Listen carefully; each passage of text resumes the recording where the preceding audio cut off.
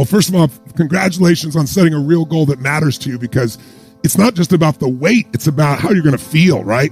It's not just how you look. I know some people are driven by that. There's nothing wrong with that. But to me, early in my body career, so to speak, I remember when I was in my really early 20s and I was like, I'm going to have a six pack and I'm going to be such a stud. And I spent hours and hours staring myself in the mirror so that I would look good and working out so hard. And I built all that shit. But you know what I noticed? Bending down, I hurt my back to pick something up. It's just like I was overworking certain muscles. You build your biceps, and then if you don't take care of the lower part of your back, you have back pain. You're out of balance. And so I'm a big hulking guy, my ego, a little 20-year-old stupid ass is what I was. And so one day I was like hurting so much, and I was like, man, I work out so hard. How come I'm in pain all the time? I'm always getting injured. And I was like, well, because I'm overtraining to try to create these super goals, and then I get there, and what do I got? I can look at myself, or I can be proud of myself. Nothing wrong with that. But I thought my highest priority is energy, because energy is the source of life. That's why I wanted to do this little session for you this morning. Energy is what makes a relationship go. Without energy, you're not going to have passion in your relationship. You're just too tired. You barely make it through the day. Without energy, you can't be a great parent. Without energy, you can't run a great business, or more than one. Without energy, you're not going to earn what you really deserve. So I decided I want to have more energy than any human could imagine. And so I started studying everything I could possibly do to create the energy, which includes muscle development and strength, but all of it in balance. So I love that you're going for the physical goal, whatever the poundage is that you want to change, but let's make sure you do it healthfully. And what you're going to do at the event is a whole day on this. So we're going to go through every tool that can make that change. Plus, we do this process called the Dickens pattern. It's one of the most powerful parts of the 4 days. It's about 4 hours long. It is a incredibly intense process and incredibly enjoyable. But what we're going to do is find out what's stopping you. Because let's be honest, how many of you out there have some beliefs that limit you and you know better, like they're not really true, but they still get you emotionally and stop you? Who's got some of these out there? Raise your hand if you say I. Say I. I think your purpose continues to expand. When I became a father overnight to 3 children because I adopted them and then a young man on the way, that changed my sense of purpose. It added to it, right? So I think making the purpose so big makes you afraid to make a decision. And when you say, I really don't know what I want to do with my life, what you're really saying to me is, I'm in a state of uncertainty, Tony. And so sitting at home and trying to deal with this in a state of uncertainty is not going to get you there.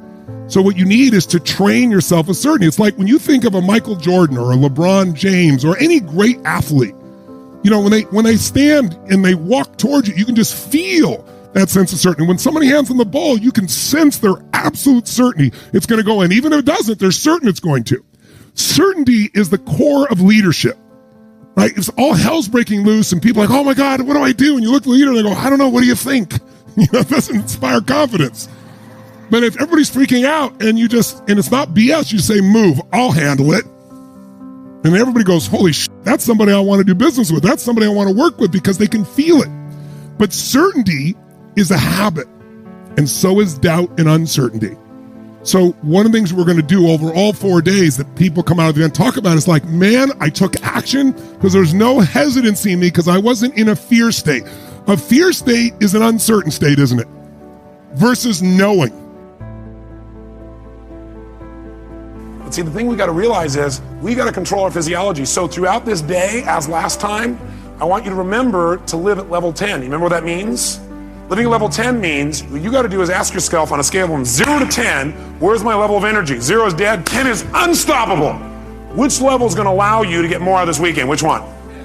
10, without a doubt. If nothing else happens from you coming to these fortune programs, but every time you get here, you demand from yourself for 4 days to live at level 10. You think you might develop a little stronger emotional muscle, yes or no? And pretty soon what used to be hard to do, like demanding 10, is the way you live. It's easy. It's like you can live that way easy, no problem. And now you go home and you live at that level. Does that impact your patients, yes or no? Does that impact each other in the office, yes or no? Does it impact your home life? Does that impact those ecstasy ideas we had about the relationship at home? Yes. See, if you're level 10 every time with your personal relationship, would that enhance it, yes or no? So how do you determine whether you're at 10 or not? You decide to go there, and the way you decide to go there is you got to ask yourself on a regular basis, where am I? See, I found the more you measure something, the better it gets. But if you don't measure it, you're not going to do well. If you set a goal on New Year's Eve and then you check next New Year's, you're in trouble because you had one correction. It was at the end of the year and it was too late. Once a month, you got a better chance. Once a week, you can really have it. Once a day, you won't have a bad year, you won't have a bad month. The worst you have is a bad day. The more we measure, the better we get. So what we've got to do is ask ourselves, where are we on a scale from 0 to 10? Where are you right now on a scale from 0 to 10? Sit right now like you would if you're at level 10. So in the experience of looking to make those changes and looking at how to change, same thing in relationships, couples that are gone, the films that I wanted to make with Chloe said, let's not make films with couples that have troubles. Let's make couples that look like they've gone beyond the edge. By anybody's estimate, there's no way to turn it around. Because by that extreme, when someone watches the film, they look at their own life and they go, oh my God, these people can do it. And they did it here, I could do it too. That's the contrast we want. But the basis of all that I do comes down to knowing that the difference in your life, your relationship, your physical life, your emotional life, any aspect of your life comes down to this sense of psychological strength or emotional fitness. And what I mean by that is this. Let's go straight to relationship for a second. What is relationship really about? Intimate relationship. Well, other than a friendship, the only difference between a friendship and an intimate relationship should be intimacy, which is why we call it love and passion. So just hanging out together for the sake of the kids is not something we're talking about here. Now, if you're going to have that incredible relationship, it's all based on emotion. It isn't based on logic. When you fall in love with somebody, you don't make a checklist and go, I like this, hate that, this is good, hate that, this is good, don't like that. How do you fall in love? What do? You focus on every little thing you could possibly like or love about this person, and you fully associate to it every way, and you tell all your friends until you make them sick, right? And you're talking about him, you're thinking about this person, I love when she does this, I love when he does that, that's an amazing, and you're talking about him, you're thinking about him, and you put whole bottles of cologne on, and in the middle of the night, you take extra showers, in the middle of the night, you're thinking about him, you call him up, it's 2 o'clock in the morning, and you go, I was just thinking about you, sorry to call so late, but were you thinking about me? And they say yes, and you're like, ah. Who's been there? Raise your hand and say, I. Yes. Now, if you're not raising your hand, we really have problems for you at this stage, right? So what's interesting is that experience, how long does it last? That was a really long, quiet answer to that one. Can it last forever? Yes or no? Yes or no? Notice I got people that work with people in their relationships saying, no, that's not encouraging.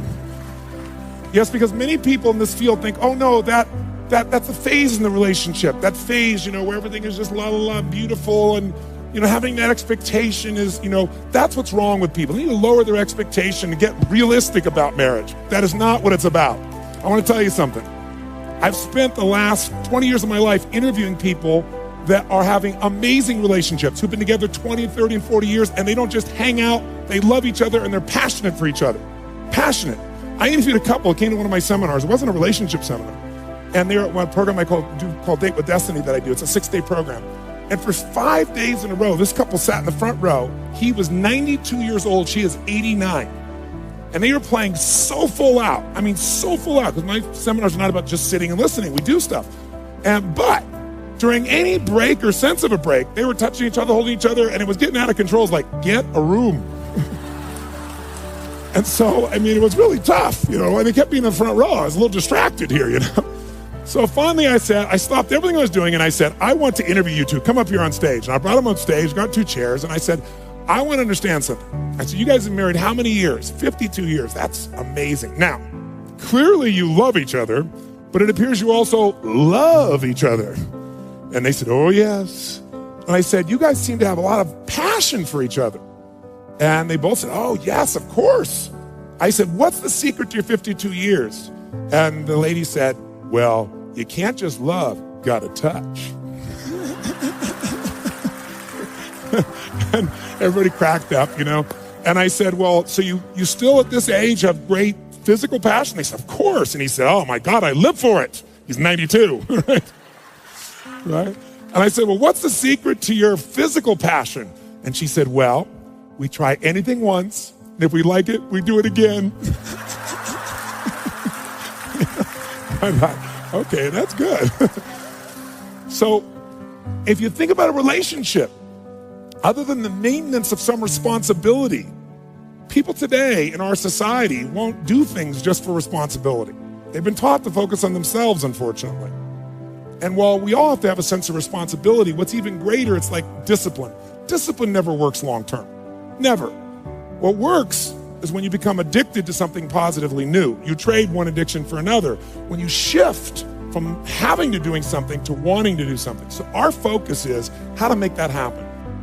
And I think that it's a mistake to underestimate the importance of that, because I don't think that you can live a life of sufficient profundity to protect yourself from being corrupted by suffering malevolence without adopting a responsibility that's commensurate with that set of ideas.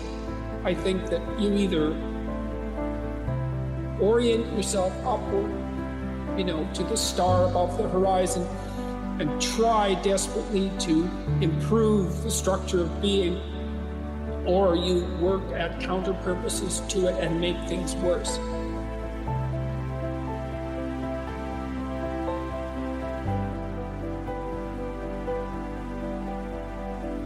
And yes, love is the answer, love is the key, but if you can't love yourself, how can you ever love?